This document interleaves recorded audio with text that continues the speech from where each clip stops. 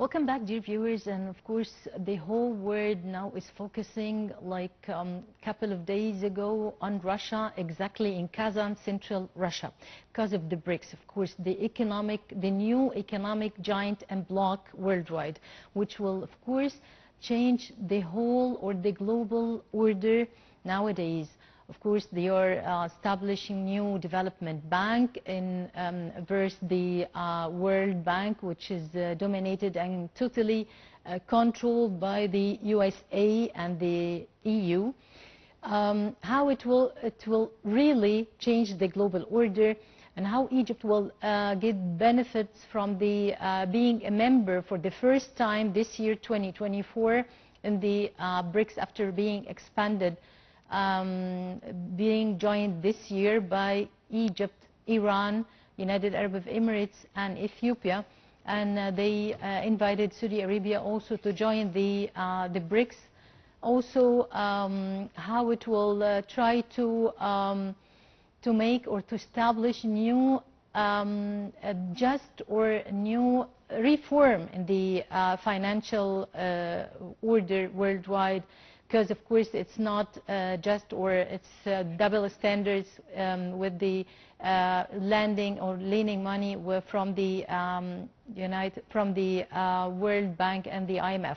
To shed more light on this, we have over the phone our dear guest, Abir. Yes, we have over the phone Minister Plenipotentiary of Commerce, Ambassador Mahmoud Ayoub. Thank you very much, sir, for joining us. Thank you. Good morning.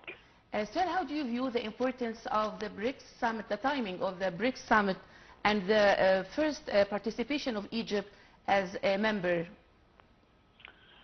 This is one of the most important venues in Egypt in venturing in it. BRICS, basically it was Brazil, South Africa, Russia, China, and India, 5 countries. Now it is expanded to include major economies of the world, namely Egypt is one of them.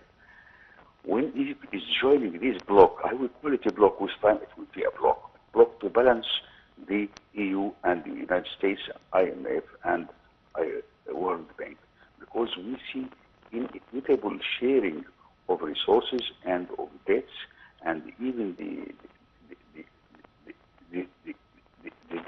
dividends, which are very important for the developing countries.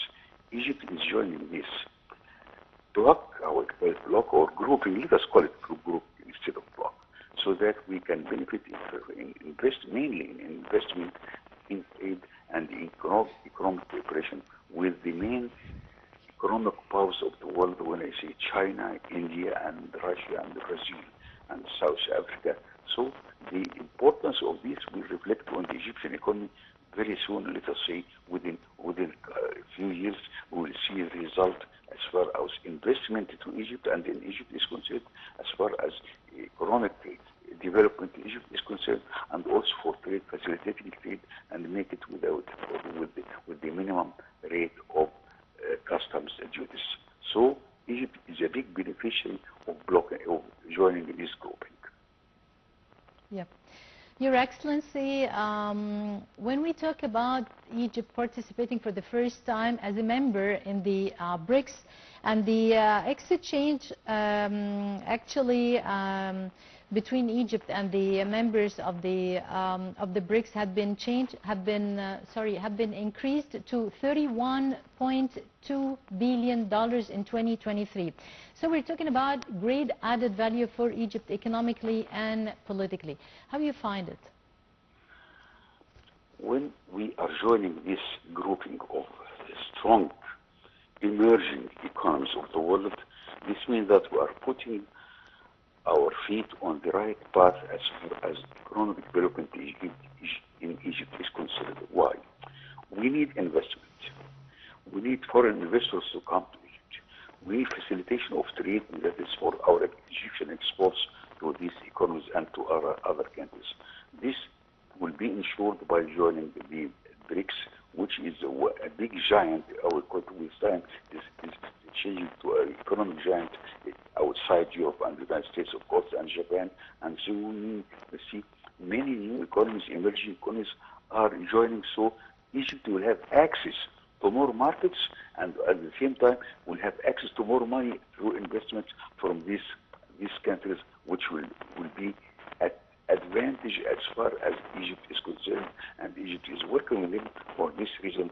And let us say that Egypt will be a main player in this grouping because we have dynamic economy and 110 million consumers, will I say, and it will be at the gate for BRICS to Africa. Although South Africa and Ethiopia are members of BRICS, still Egypt is the main gate and the new gate for the BRICS grouping in African continents, and it will be mutually beneficial, whether for Egypt or for BRICS grouping as a whole. Ambassador Ayoub, would you please tell us more about President Sisi's meeting with the head of states on the sidelines of the BRICS summit? This is one of the most important aspects of going to these international meetings, because many big issues are hammered out and agreed upon between heads of states. We leave the details to the second row or second line. So when the president sees the other presidents and sits with them, he has his agenda, of course, and he knows what will be said and what will be required from these countries, and to encourage them more cooperation with Egypt. So we are expecting a lot of advances of these meetings between President Fattah al-Sisi and heads of several states of the grouping. Yeah. Your Excellency, the United States of America tried to dollarize the whole world in the last decades. Now, through BRICS, they are establishing the new development bank. How this will actually and visibly will change the global financial order, your point of view? This is very important because despite the attempts of the IMF, World Bank, and the United States to dollarize all the economic transaction in the world, now we are agreeing in this BRICS in the BRICS grouping that we can deal in our own currencies, local currencies. This will be a big advantage for trade, for investment, and for economic cooperation between the countries. And at the same time, it will minimize the influence and dominance of dollar as far as the foreign reserves are concerned, as far as foreign exchange revenues of each country. So we can deal with Russia, through ruble and the Egyptian pound, and so on, with India and with China, with yuan, renminbi yuan, with China. So it will make trade and investment and economic cooperation far easier, and will expand its effects on the economies of the emerging countries like Egypt. Ambassador Ayoub, do we expect more economic cooperation between the BRICS countries?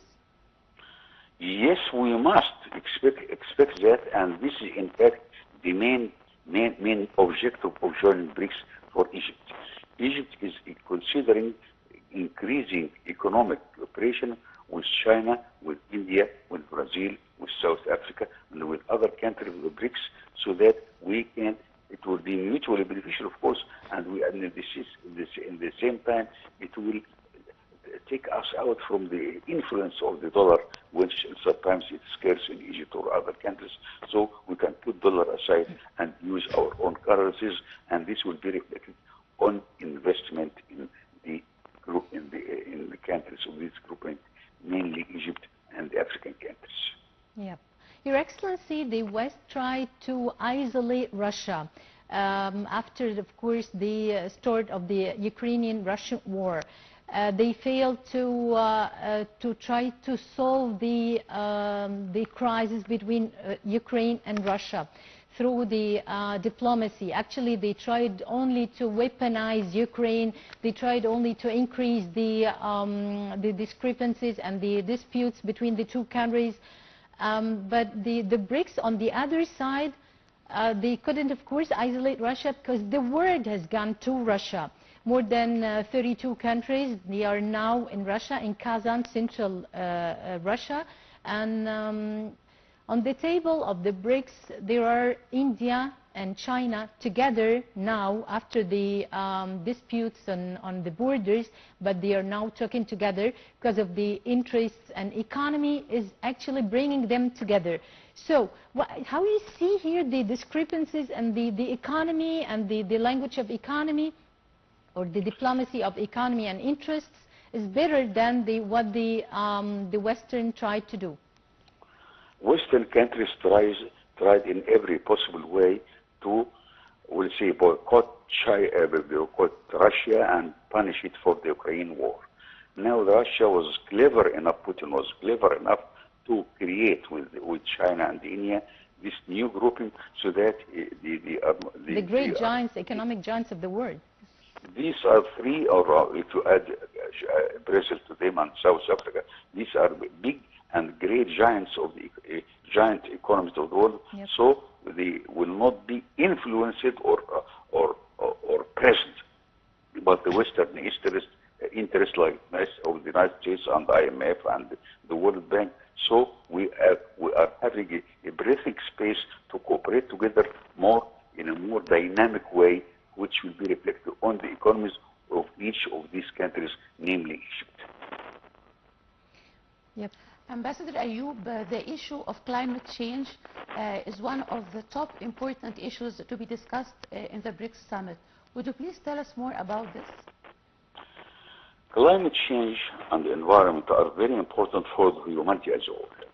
We know that the main pollutants are China, the United States, and relatively India. So we cooperate together. The cooperation together between China, India, Egypt, Brazil, and other big economies in this grouping is very important for the environment and for the pollution and for the international climate change. And we are doing our best. And this is, at the same time, will press the Western countries to minimize the carbon dioxide emissions from their factories, and we need to cooperate together to minimize the effects of the, well, let's say, the carbon dioxide and the other poisonous gases which are emitted by the factories in Western countries.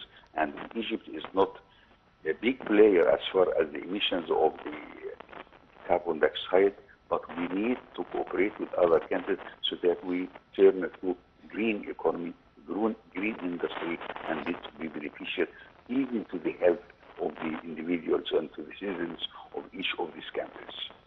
Yeah, of course, climate change is affecting everything with the life of the population, the economies and everything. That's why it's on the top of the agenda of all the global summits. Now, moving back to the economical side, as President Abdel Fattah al-Sisi will talk on behalf of the sound, of the voice of the sound, asking for or requiring a reform, a sort of reform for the financial structure, the global financial structure. How do you elaborate this, Your Excellency? Financial structure needs to be reformed. This was called for years now, and now when President Abdel Fattah al-Sisi makes it clear that we must begin now in reforming the financial structure, because you find that the burden of debts is really hampering development in many countries of the world, including Egypt, of course, in this respect.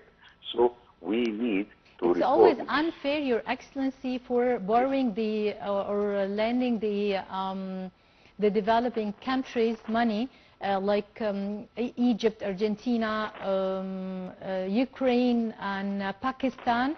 They are actually lending them money with double interest. So it's totally unfair.